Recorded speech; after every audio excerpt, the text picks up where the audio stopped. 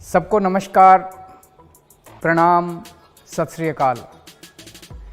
Hello नमस्कार दोस्तों, दिल्ली के प्रादेशिक समाचार के स्टूडियो में आप सभी का बहुत बहुत स्वागत है। दोस्तों यहाँ पर आपको देखने को मिलेगा दिल्ली से जुड़ी सारी बड़ी खबरें, मुख्य समाचार, ब्रेकिंग न्यूज अपडेट के रूप में, इसलिए वीडियो को शुरू से अंत तक जरूर देखिएगा। दोस्तों वीडियो को प्यारा सा लाइक और चैनल को सब्सक्राइब जरूर कर लीजिएगा ताकि दिल्ली से जुड़े कोई भी खबरें छूटे ना पाए। चलिए दोस्तों टाइम वेस्ट न करते आगे बढ़ते हैं खबर की ओर। मुख्यमंत्री अरविंद केजरीवाल ने कहा कि भाजपा देश में चुनाव नहीं चाहती है। इस पार्टी को देश के संविधान पर भरोसा नहीं है। यही वजह है कि चुनाव आयोग पर दबाव डालकर दिल्ली नगर निगम के चुनाव टलवा दिए। अरविंद केजरीवाल ने यह बातें दिल्ली विधानसभा बजट सत्र के दौरान गुरुवार को उपराज्यपाल के अभिभाषण पर चर्चा के दौरान कही। उन्होंने कहा कि हम शहीद भगत सिंह के सपनों के भारत का निर्माण कर रहे हैं। इस दौरान उन्होंने अलग अलग मुद्दों को लेकर सीधे प्रधानमंत्री पर हमला बोला। अरविंद केजरीवाल ने कहा कि बुधवार को शहीदी दिवस था। पूरे देश ने शहीदों को श्रद्धांजलि दी। भगत सिंह, सुखदेव और राजगुरु को इसी दिन फांसी दी गई थी। उन्होंने देश को आजाद कराने के लिए सबसे बड़ी शहादत दी। केजरीवाल ने कहा कि स्वतंत्रता सेनानियों में दो चमकते सितारे हैं, बाबा साहेब अम्बेडकर और शहीद भगत सिंह।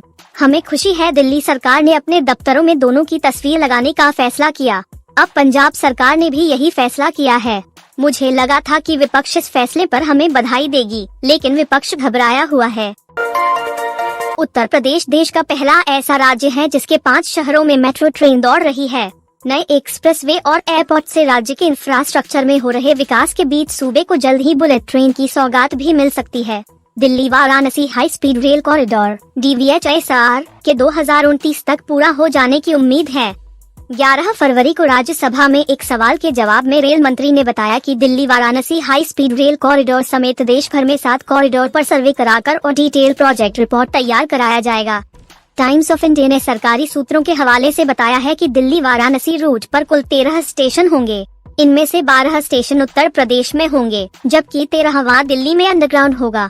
813 किलोमीटर लंबे रूट पर 330 किलोमीटर प्रति घंटे की स्पीड से ट्रेन दौड़ेगी। वाराणसी से दिल्ली के बीच जहां अभी ट्रेनों को लगभग 10-12 घंटे लग जाते हैं, वहीं बुलेट ट्रेन से यह सफर महज 3 घंटे 33 मिनट में पूरा हो जाएगा।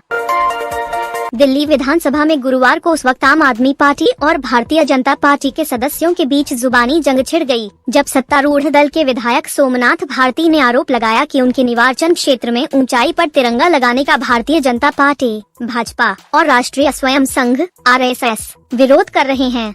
विपक्षी भाजपा के सदस्यों ने सत्तारूढ़ आप के सदस्यों को टुकड़े टुकड़े गैंग का हिस्सा करार दिया। बाद में दोनों दलों के सदस्य शोर शराबा करते हुए अध्यक्ष के आसन के समीप पहुंच गए।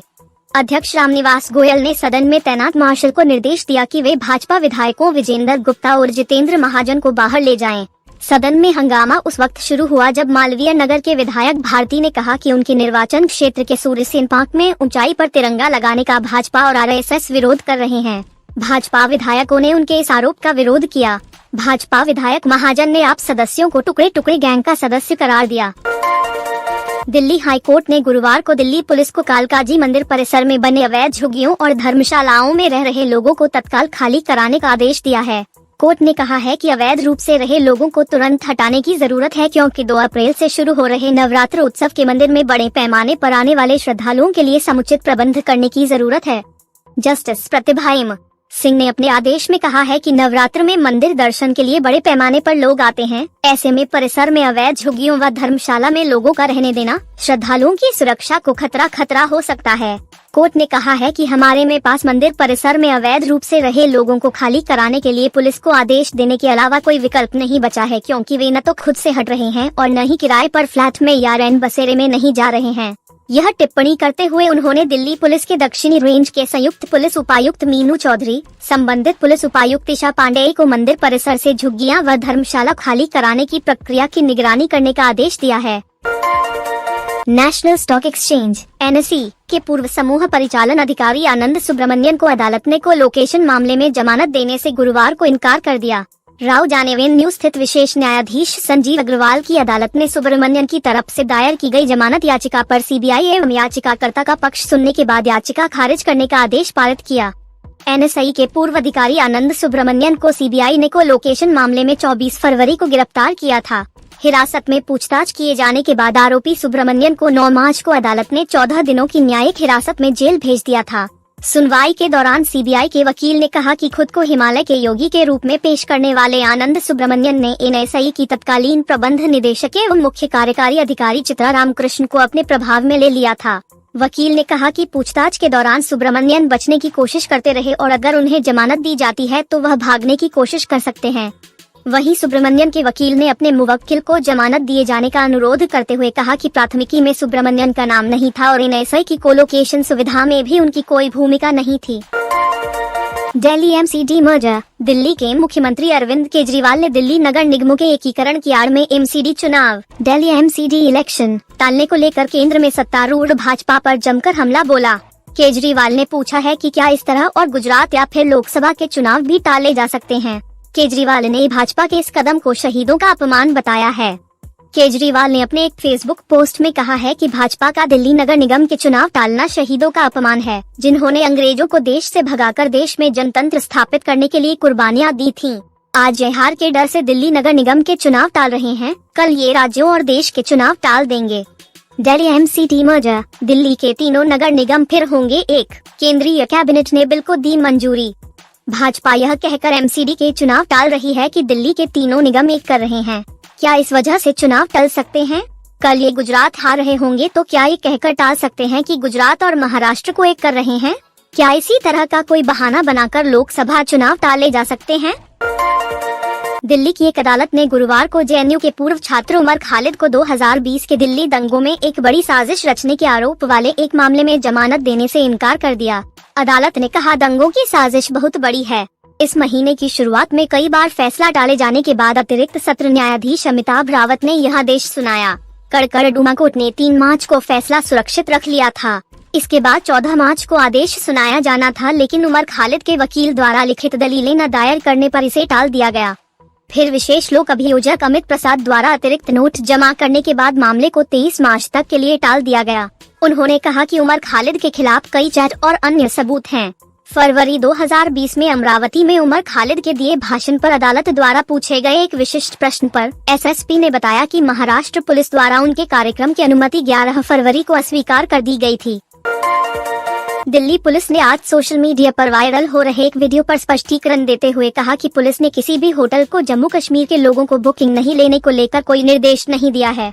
पुलिस का यह बयान ऐसे समय पर आया है जब दिल्ली पुलिस पर जम्मू कश्मीर के लोगों के खिलाफ इस तरह का निर्देश देने का आरोप लगा है। सोशल मीडिया पर वायरल हो रहे वीडियो पर अपनी प्रतिक्रिया देते हुए पुलिस ने ट्वीट कर लिखा, कुछ लोग दिल्ली पुलिस की छवि को खराब करने की मंशा से जानबूझकर गलत बयानी के जरिए इस वीडियो को सर्कुलेट कर रहे हैं। इससे उनके खिलाफ दंडात्मक कार्रवाई की जा सकती है।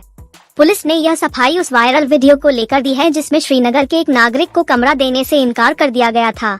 शख्स की पहचान सैयद के तौर पर हुई है। उसने एक वेबसाइट के जरिए कमरा बुक किया था। यह घटना 22 मार्च की है। वायरल वीडियो में रिसेप्शनिस्ट को दूसरे व्यक्ति को कॉल करते हुए देखा जा सकता है कि वह गेस्ट को कमरा न देने को लेकर क्या कहे। रिसेप्शनिस्ट कहती है, पुलिस ने कहा है कि हम जम्मू कश्मीर के लोगों को कमरा नहीं दे सकते। सड़क हादसों के लिहाज से 2 ब्लैक स्पॉट बुराड़ी चौक और गांधी विहार बस स्टैंड पर अस्थायी बदलाव किए गए हैं। यहाँ साइकिल और पैदल चलने वालों के लिए अलग लेन बनाई गई है। सड़क पार करने वालों और वाहनों के लेन में चलने के लिए प्लास्टिक के बैरियर लगाने के साथ सड़कों पर अलग अलग रंगों से निशान बनाए गए हैं। जीरो फैटलिटी कॉरिडोर योजना के तहत सेव लाइफ फाउंडेशन ने HDFC Ergo general insurance company के साथ मिलकर यह बदलाव किए हैं। जानकारी के मुताबिक जनवरी 2018 से दिसंबर 2020 के बीच इन दोनों जगहों पर कुल 30 सड़क हादसे हुए जिनमें लोगों की जान गई। एक साल में 10 हादसे होने पर उस जगह को ब्लैक स्पॉट घोषित किया जाता है। दरअसल सेव लाइफ फाउंडेशन बाहरी रिंग रोड पर सिग्नेचर ब्रिज से मुकुंदपुर चौक के बीच 12 किलोमीटर के मार्ग पर जीरो फैटलिटी कॉरिडोर के साथ 0 हादसे करने को लेकर काम कर रही है। इन मार्ग पर कई ब्लैक स्पॉट हैं। यहाँ भी ट्रायल हुआ। इससे पहले भलसवा और राजघाट चौराहों पर ऐसे अस्थायी बदलाव कर ट्रायल किए गए हैं। अब बुराड़ी और गांधी विहार में यह ट्रायल शुरू किया गया है। उत्तर प्रदेश विधानसभा चुनाव में शानदार जीत के बाद योगी आदित्यनाथ एक बार फिर प्रदेश की सत्ता संभालने वाले हैं। गुरुवार को भाजपा ने योगी आदित्यनाथ को दोबारा विधायक दल का नेता चुन लिया है और कल शपथ ग्रहण करके योगी फिर सीएम बन जाएंगे। लेकिन अभी तक नई योगी सरकार में डिप्टी सीएम को लेकर स्थिति साफ नहीं हो पाई है। इसके पीछे की वजह है केंद्रीय गृह मंत्री अमित शाह का संबोधन। योगी आदित्यनाथ के विधायक दल का नेता चुनने के बाद शाह ने ऐसा क्या कह दिया कि यूपी की नई सरकार में डिप्टी सीएम को लेकर सस्पेंस बढ़ गया है। जानिए कैसे। यूपी की नई सरकार में केशव प्रसाद मौर्य और दिनेश शर्मा अगले डिप्टी सीएम होंगे या नहीं, या फिर कोई और हो गया, अभी भाजपा का इसे लेकर कोई प्लानिंग नहीं है। ये असमंजस उस वक्त और बढ़ गया है जब केंद्रीय गृह मंत्री अमित शाह ने अपने संबोधन में केशव प्रसाद मौर्य और दिनेश शर्मा को पूर्व कहकर संबोधित किया। गुरुवार शाम को लखनऊ में योगी आदित्यनाथ को जब विधायक दल का नेता चुना गया तो अपने संबोधन में गृह मंत्री अमित शाह ने केशव प्रसाद मौर्य और दिनेश शर्मा के लिए पूर्व उप मुख्यमंत्री कहकर संबोधित किया।